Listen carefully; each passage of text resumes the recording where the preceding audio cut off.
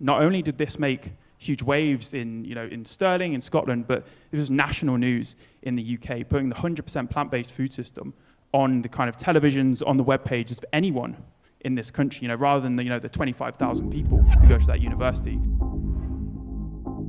Thank you for that overly generous introduction. The first thing I do really want to get out of the way is conferences like this can really end up with us idolizing and hero worshipping the people who are up here on the stage. But I do want to say the reason that I'm here, the reason that Sophie's here, has really very little to do with the work that we have done, and it's all to do with the work that has been put in time after time, day after day, by the 500 plus plant-based universities campaigners all the way across Europe, who many of them are here today. So I think they're the ones who actually deserve that round of applause to begin the presentation.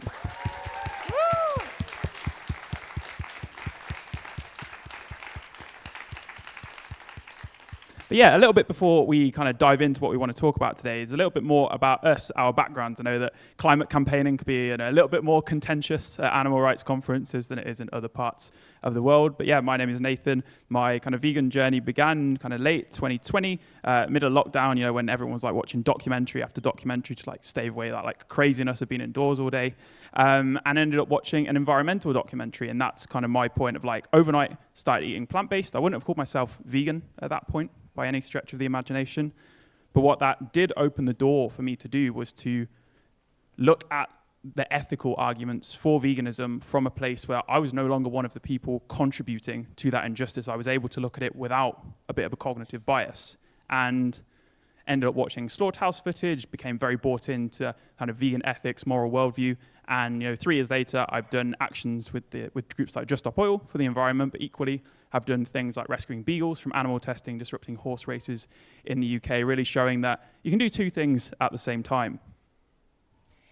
Yes, hello, a big hello from my side as well. I will start with my journey to bring a bit of humanity here on the stage as well. I am an animal rights activist for 3 or maybe 4 years by now, and last year in spring, my twin sister Laura approached me and was saying, I want to start a plant-based universities campaign in Graz. Sophie, come join the team, which made obviously sense because we are a team since year 0. It's all started in the valley. We have always made projects together. But I was really hesitant. I am a vegan for the animals with my full heart, with my full body, with everything I have, and I just wasn't aligned with that climate approach. I want to talk about what is really important to me, and these are the animals, and of course I care about the climate as well, but that's secondary. So she was, what should I say? She was really convincing. She still is, and it drew me in, and I did okay. I do it for you now. I joined PBU for you, still a bit hesitant about the climate approach. And now I'm standing here on the stage speaking for plant-based universities, and I am so bought into the mission. I think that's the best thing, the best way my time is put in for the most of impact I can achieve. And I'm really happy. So yeah, you can see we've got 2 incredibly different backgrounds as to how we entered the movement. I kind of came in from that environmental side, and Sophie, animal rights through and through. But as hopefully a lot of the talks and workshops over this weekend might have helped people understand, is that the climate and animal rights movements are kind of uniquely intertwined with one another. We contribute so much to the climate movement, and the climate movement contributes to the animal rights movement. And at the end of the day, I think the ultimate question that we need to be looking at as, whether we're animal rights or climate campaigners, is what is the single most effective thing that we can do to prevent the exploitation, abuse, and suffering of non-human animals and create a future world for them to live in. So it's that question that drove plant-based universities at the beginning, accepting that the climate argument is potentially the more powerful one. And hopefully we'll convince you that we're right with our successes. Yeah, maybe a last point. Oh, you did it already. Wow. Maybe a last point before we dive into all these points that are listed here. I always like to ask these big questions, like, for example, why are we here today for the International Animal Rights Conference? And for me, this is for knowledge transfer. We have all collected and gained so valuable insights, experiences, knowledge that we can here share and learn from each other's learnings, get inspired, and get impulses to reflect our own approaches as well. And I have already learned so much in conversations I had and the talk I listened to. And this is something we want to feed in with our talk as well and share our learnings from the mistakes, from the many mistakes we've made in the last 3.5 years of campaigning for plant-based universities. And here we go. And yeah, if we just start bragging about our successes, like please feel free to just like heckle us, like non-violently, don't start throwing stuff at us, but like, shout at us if we're just bragging, basically. So first of all, dive into a brief kind of history and explanation of like the idea for plant-based universities, where did it come from, and what have we done over the past 3 years. Now, this on the top left up here, this kind of Overton window idea, something that anyone's heard of before, maybe put your hands up if you have. Okay, so a decent number of people, but for a short explanation for anyone who has not, the Overton window is this kind of idea in society that we need to be in social change making, is moving the ideas that the general public considers, acceptable, popular, even through to advocating to policy, and make our things in that window. And this is a driving force behind a lot of social change making and figuring out how do we drag the things that we might think are great, amazing, so that the public thinks that it's that way as well. And for us as plant-based universities, obviously this is grounded in animal liberation and climate justice, but more specifically, the Overton window that we are trying to shift is a 100% plant-based food system to be something that is not only acceptable to talk about in conversation, but is considered something popular and could be advocated for in terms of policy. Now, to do this, we took the approach of looking at how power exists in the world, what upholds regimes, status quos. And this diagram in the top right is really an explanation of how I see that, is that power exists as this kind of roof of a house, and it's upheld by these pillars of society, these really important like social, cultural, and political things. They include things like the media, schools, governments, that sort of thing. And what we identified is that universities are pretty much uniquely placed to create this sort of change in society. In the Western world, they're seen as social, cultural, political leaders. We've seen this great, rich history of social change beginning in universities and impacting the rest of society. And of course, as you can see on the bottom, a bunch of smiley university students. These are people who haven't been jaded by the world yet, unless they're a PhD student, of course. These are people who have this like go-getter kind of attitude of like idealism. Yes, we can change the world. These are the people who are going to just throw the kitchen sink, put 100% in to everything that they're doing.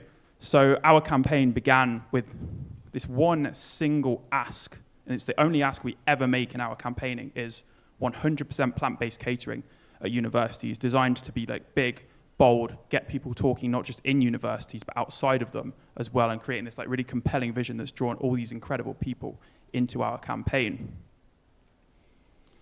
So where do we begin? End of 2021, so you're 3 years younger than me. I'm not kind of jaded by all the activism I've done since there, but much happier. Launched at 3 universities in the UK, 2 in London and 1 in the Midlands. And I stress at this point, there was actually like 4 of us on Zoom planning this. Like this was just like a shot in the dark of just seeing, does this thing work? If it does, great. If it doesn't, we just go back to the drawing board with the data that we've got. Taking this approach really helped us. And because we communicated this kind of vision outwards, we quickly, built up university campaigns, all the way across the UK, these amazing, inspired people who were like fully bought into the vision, enabling us to bring, 50 of them together for a camping weekend in 2022, where we were able to deliver workshops, kind of leadership development, and send people back off to university, part of this like incredible plant-based universities community who were able to make change. And that's exactly what we saw with probably the most significant moment in the history of plant-based universities at the University of Stirling in Scotland at the end of 2022, where their student government, it was an all-student vote, I correct myself, actually voted for their students' union-ran catering facilities to transition to 100% plant-based catering. Not only did this make huge waves in Stirling, in Scotland, but it was national news in the UK, putting the 100% plant-based food system on the kind of televisions, on the web pages of anyone in this country. Rather than the 25,000 people who go to that university, you're suddenly talking about 65 million people being exposed to this message. And this was really an opening of the floodgates for us. We saw very soon after, the University of Cambridge, probably the highest ranked academic, institution in the world, making this kind of same beginning of a transition. We saw Warwick, later in the year. And it wasn't only students getting involved in this as well, it was academics and public figures as well. We got over 800 academics to sign an open letter calling for 100% plant-based universities at this point, providing their legitimacy and credibility to what we were doing, and really making these waves in society as well. Kind of major piece in The Guardian there, going on Britain's most watched breakfast television show as well. But at this point, many of you who are not from the UK may be thinking, what's this crazy English guy talking about things that are just happening in England? It's not really relevant for me at all. And at that point, you'd probably be wrong. Yes, now it's getting exciting. We are talking about the European expansion, if we want to call it like this. And I could talk to you about that for ages, because that's the part I'm the most enthusiastic about. But I thought ages is a long time. I will just highlight maybe the few, 2 or 3 points. So what is important to mention here is that 1 year ago, so exactly summer 2023, if we would have had a look at this map, we would see barely nothing. There was a little yellow point, don't know if it counts or not, in Munich, but that was all. So in the time horizon of only 1 year, we have managed to establish, to set up more than 20 campaigns all across Europe, these little yellow pins you see here. And of course, that progress, that development was not easy and still isn't. It is still a work in progress, and especially the strategy had to be adapted, because universities work really different in different countries, and even in the same country, there are from time to time huge differences between the university structure. So we want to make sure that our structure is perfectly adapted to decision-making processes and the organization of it in a whole, in goals of universities as well.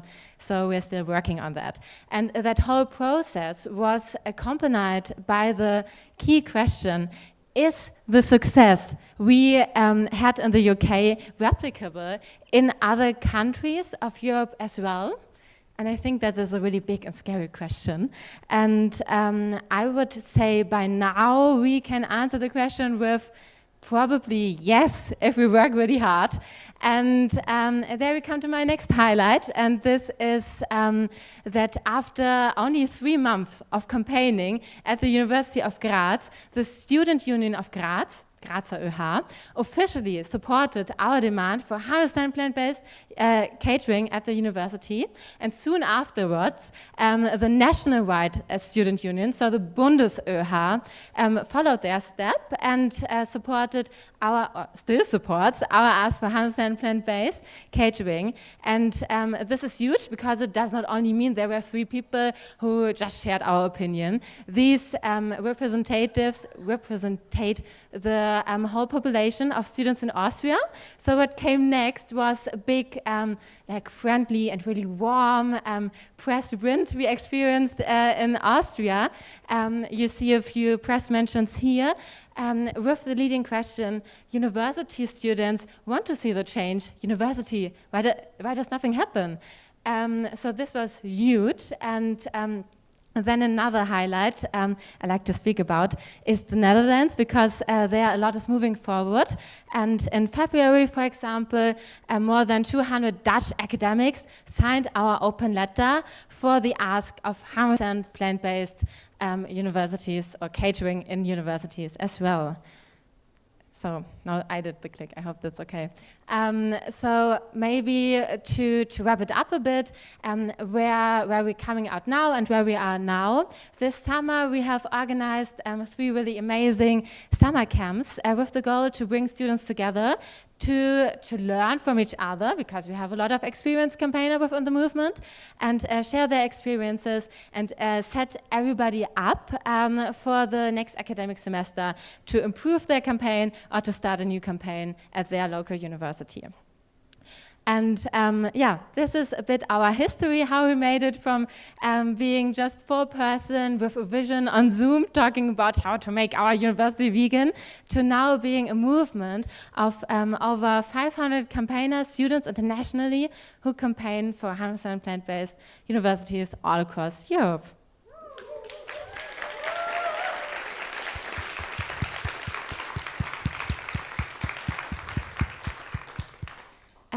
And how did we achieve that?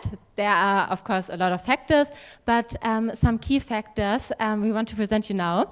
So one key factor is, in my opinion, definitely the transformative ask we are having for 100% plant-based.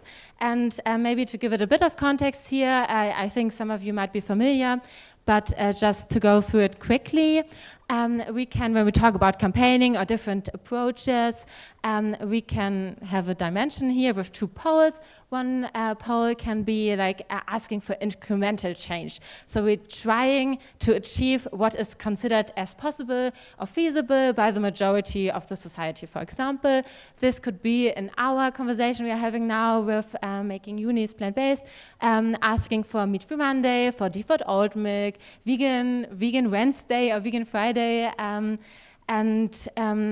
this is what we see, this incremental approach, I think, dominates right now the animal rights movement and climate movement immensely. The majority of the campaigns I know are fighting for incremental changes. And then on the other side, the other pole builds that ask for transformative change. So we try to change what is possible or what is considered as possible. With that symbolic demand of like ours, for example, 100% plant-based, or it could be as well end animal agriculture and move towards a plant-based food system.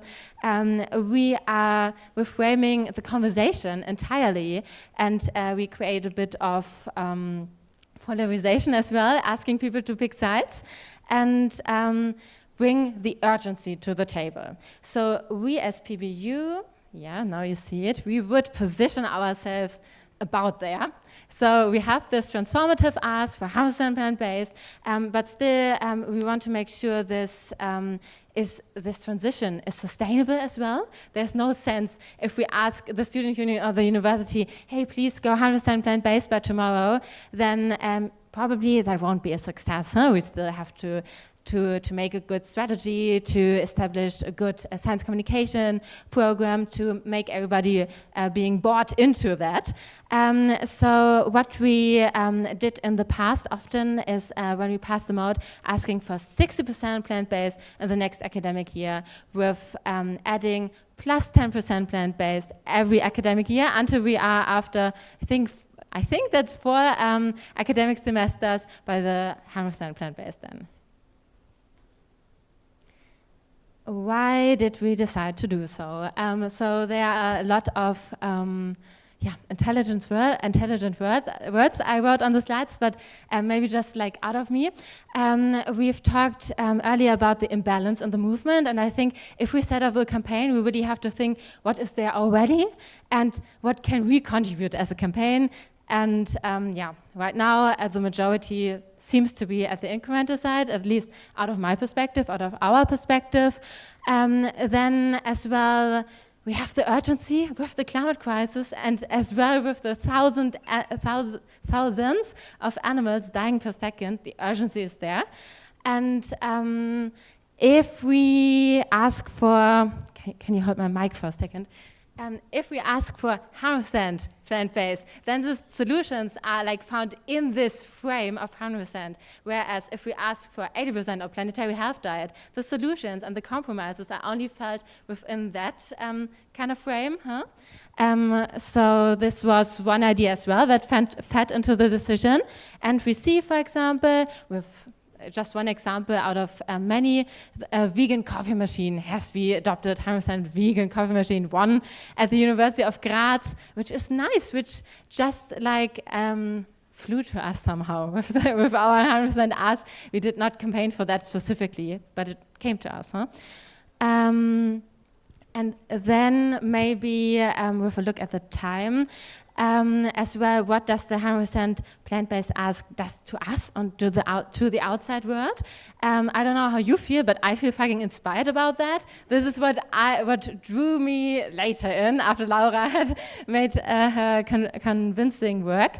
And the goal is very ambitious, yes, but it is winnable as well. We see that. We've seen our more than 10 wins so far. We see that other universities have the goal to go 100% plant-based, and I hope they will stick with it. For example, the University of Rotterdam, let's see that. We see that a 100% plant-based canteen is opening this October at the University of Graz. So it is achievable, and this is only what was possible like in the amount of 3.5 years of campaigning. So I cannot imagine what will happen when we are like longer fighting for this in the next years. And it creates a bit like this momentum, this feeling of excitement, and as well attracts people who are willing to fight hard for that cause, because we are fighting for everything here. We are fighting for what we believe, for 100% plant-based or vegan. And it a bit the we can change the world feeling. And it is so solution focused, and this is what I love about that. We often talk so much about problems, and there are so many problems out there. And talking about the solution, creating visions is really inspiring and creates hope as well. So yeah, we think we have a pretty good strategy, but at the same time, if you've got a good strategy and no people, it's no fucking use at all, is it? And it's something that Alistair, who sat in the front row, says very, very regularly, is that culture eats strategy for breakfast. Organizations that do not invest resources in empowering the people who are part of them will inevitably fail because everyone will leave. So just as we've put a lot of impetus, a lot of focus on creating a strategy that works in the university setting, equally, we've devoted time to grassroots organizing that genuinely creates leaders and winning campaigns. And now I'm going to share with you just a few things that I think have been absolutely key in that for us as plant-based universities. So the first one is having a really clear and compelling mission or vision of change. I can't count the amount of times that I look at an organization, they've got a bunch of different campaigns that don't really seem linked into each other. And I'm like, what is it that you stand for? Like, if I join you, like, what am I actually doing? But with plant-based universities, we've created this vision and ask of 100% plant-based universities, which instantly, like what you're getting yourself into when you get into plant-based universities. You're committed to this single vision, and everything that you do is leading towards it. The next thing I want to talk about is to make the Yoda and Gandalf images make sense to everyone who's confused about that, is that good organizers never see themselves as the hero of the story. We never see ourselves as, this kind of like white knight charging in, on horseback, not very vegan, but on horseback to save the day.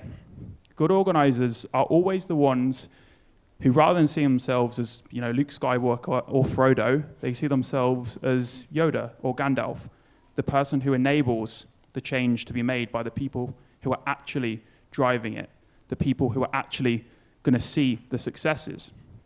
And a key part of being able to do this is organizational culture of working with people, of people working with each other, rather than people working for somebody else. And a really good kind of metaphor to wrap your head around this and the way that we try to operate is think of an orchestra that everyone is playing together to contribute to this beautiful harmony, this symphony that they're creating.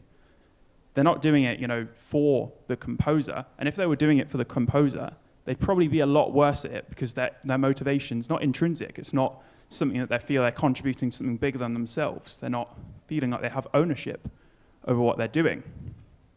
And by reorienting our organization to work with people rather than people working for us, it builds trust. And trust enables what I personally believe is the most critical thing in teams that are effective, and that is teams that argue and disagree with each other all of the time. This might sound a little bit counterintuitive, but you'll have seen me and Sophie, we have very different working styles, very different presentation styles. We argue with each other all of the time.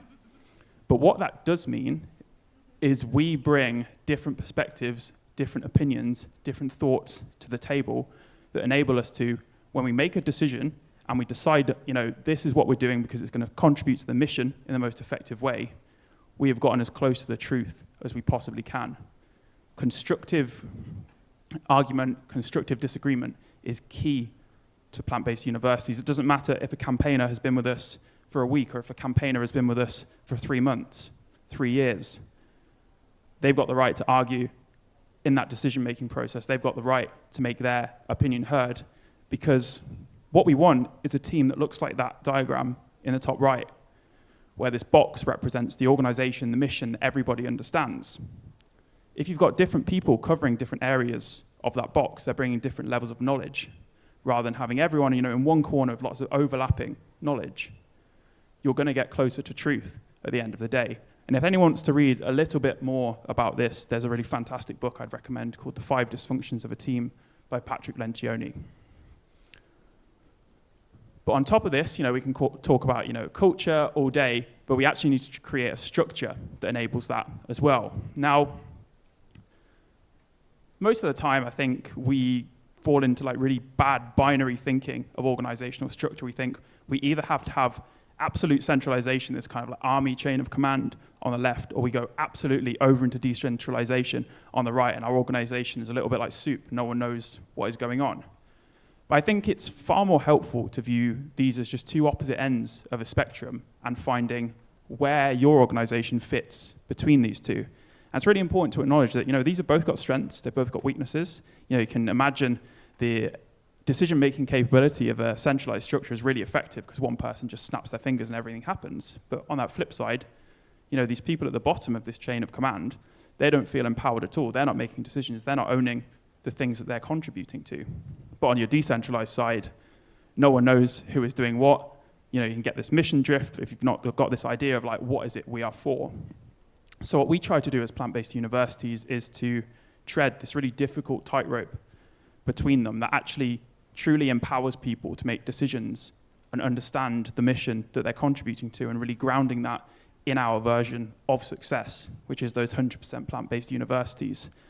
Now, we could talk about this, all day. Me and Sophie could talk to you for hours, and if you want to, come and find us afterwards.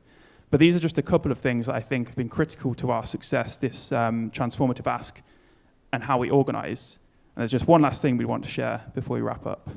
Yes, the importance of always taking a step back and having maybe an inner dialogue and reflect on what you're doing, because especially or even in times of big successes or one win coming after the other, it is really important to look inside and to have question yourself: am I missing something? Is there another side I don't see? Where's my blind spot?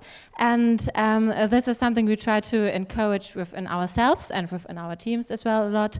And then as well the great importance of flexibility. The world is constantly changing. University structures are changing. University goals are changing. Other things around us. So must we. We have to stay flexible if we want to make the world a better place. And with that, we want to invite you to the question session now.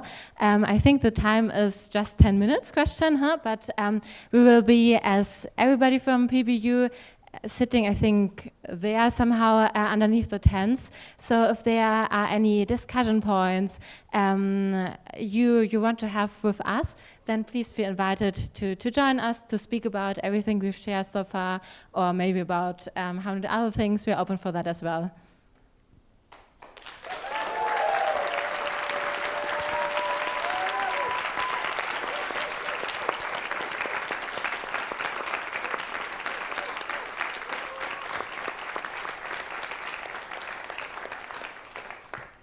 Thank you for the talk. It was really good to learn about what you guys have been up to and how you got to where you are.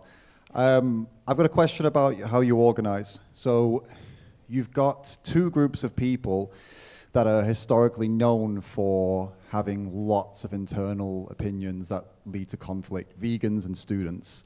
So you're combining that. How do you keep going and keep on the mission, avoiding all of these pitfalls of the various topics and various issues people have with each other?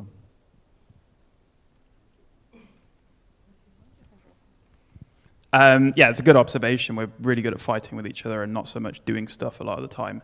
I think the most critical thing for this is like stripping it like a layer back and like establishing like a really clear, like, this is what we are as a campaign or as an organization, and not wanting to, but being willing to enforce these kind of boundaries of this is the mission that we're going towards. And if you're bringing an idea that is like diametrically opposed to that mission, then it's not worth having the disagreement about, because we're not even on the same page of like what we're going towards. It's like really trying to set that internal culture as the very first thing, so people have internalized the identity of what it means to be doing this. And then once you've done that and you've built trust between people who understand that at the end of the day, we're all going towards the same goal, then you can have those constructive disagreements, because you know no matter what decision is made at the end of the day, people feel like they contributed to it, and then they're committed to it because they're committed to the mission. Yeah, I think it all starts with the training somehow. We try to give a really empowering training where it is really clear in which direction we want to go with the priorities we have. And with that, we try to attract the people who buy into that and who see it similar. Just as a little addition to that. Hello, thank you for a wonderful talk, and wow, it just seems so amazing. So big thank you to everyone who's contributing towards this. Sorry about my voice, hopefully you can hear me. My question is regarding what you think might be some of the major bottlenecks in terms of multiplying your impact and doing even more good than you're already doing. What is a bottleneck? Like something that could be stopping you from being more effective. So for example, it could be that you're underfunded, and if you had more money, you would be able to expand this and have a much, much greater impact than you are. Something that's blocking your impact, even though you're already seemingly very impactful. Yes, so what I would like to have is a CO2 neutral PBU private jet, so we can all like hop from each other and visit each other all the time and have these conversations in person, especially if there's a conflict. And I think this is what holds us back a bit. We are internationally, and train costs are really high. There are still 2 less speed trains. I could rant about that for hours. And yeah, it would bring us closer together and make us an even stronger movement if we had more possibilities to do all the work we are doing in person when we exchange between uni teams, for example. Yeah, and similar to this is about communication. And I think it'd be fair to say that when we think about like groups expanding, it's very easy to slip into this like pure centralization model, because you want to keep control of everything. But then you just start limiting your ability to spread, because you're limited by the amount of people in like paid positions or who can spend like all the time doing it, which we have experienced as an issue. As we've expanded, I'd say that's been our biggest bottleneck, is trying to fight this like slip towards becoming an NGO, basically, and instead adopting a structure that actually empowers people on a local level to run local campaigns, rather than it feel like there's a core team that does all the work and tells everyone else what to do. Is really remind ourselves like we're working with people aren't working for us.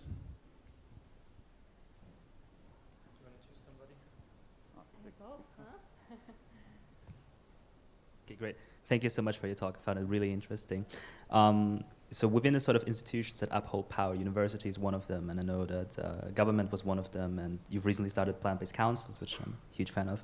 I'm wondering, how hopeful are you that these sort of campaigns would also work throughout the other institutions? So specifically with plant-based councils, but then also something like, I think military was one, like plant-based military, for example. Like, would you say that university, so quite clearly maybe universities are like a very obvious target here, but do you see this change also happening in other powerful institutions?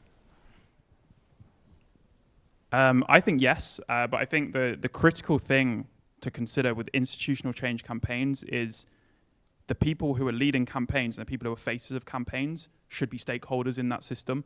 Students are invested in the university system. Doctors are invested in the healthcare system. Soldiers are invested in the military system. There's no point me, going to the British Army and asking them to change.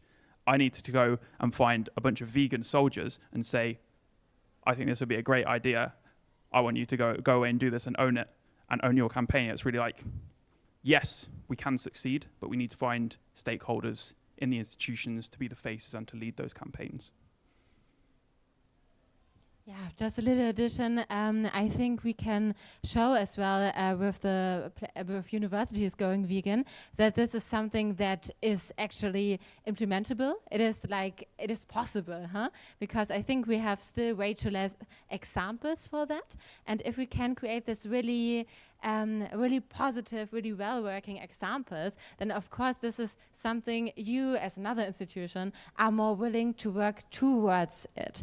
And there we have to see as well that universities are not just an institution. They are like educational institutions who hold a lot of credibility and social acknowledgement, Anerkennung, acknowledgement somehow. So other institutions, at least out of my perspective, look up at it, and this can create these social norms as well, or this culture that that is motivating and inspiring to go more in this direction.